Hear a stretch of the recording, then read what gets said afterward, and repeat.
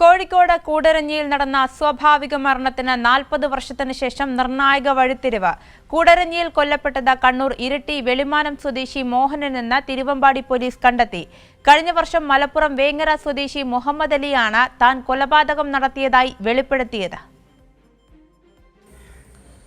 1986 കൂടരഞ്ഞിയിലും 1989 വെള്ളയിൽ ബീച്ചിലും വെച്ച് താൻ കൊലപാതകങ്ങൾ നടത്തിയെന്നായിരുന്നു മുഹമ്മദ് അലിയുടെ വെളിപ്പെടുത്തൽ.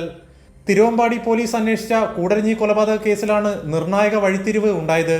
കൊല്ലപ്പെട്ടത് കണ്ണൂർ ഇരിട്ടി സ്വദേശി മോഹനനാണെന്ന് അന്വേഷണ സംഘം കണ്ടെത്തി. 1986 കൂടരഞ്ഞിയിൽ വെച്ച് മോഹനൻ തനിക്കെതിരെ ലൈംഗികാതിക്രമത്തിന് മുതിർന്നതാണ് കൊലപാതകത്തിലേക്ക് നയിച്ചത്.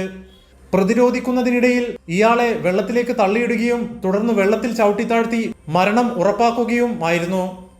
കൊല്ലപ്പെട്ട മോഹനന് ശ്വാസം മുട്ടലുള്ളതിനാൽ അന്ന് മറ്റു സംശയങ്ങളൊന്നും ഉയർന്നില്ല. പുതിയ കണ്ടെത്തലിന്റെ പശ്ചാത്തലത്തിൽ മുഹമ്മദ് അലി നടത്തിയെന്ന് പറയപ്പെടുന്ന രണ്ടാമത്തെ കൊലപാതകത്തെക്കുറിച്ച് പോലീസ് അന്വേഷിക്കേണ്ടതായി വരും. 40 വർഷത്തിനു ശേഷം ഒരു പ്രതി സ്വയം കുറ്റസമ്മതം നടത്തി ക്രൈം ഹിസ്റ്ററിയിൽ ഇടം പിടിച്ച ഈ കേസിന്റെ കൂടുതൽ വിവരങ്ങൾ വരും ദിവസങ്ങളിൽ പുറത്തുവരുമെന്നാണ് പ്രതീക്ഷിക്കുന്നത്. കൈരളി ന്യൂസ്, കോഴിക്കോട്.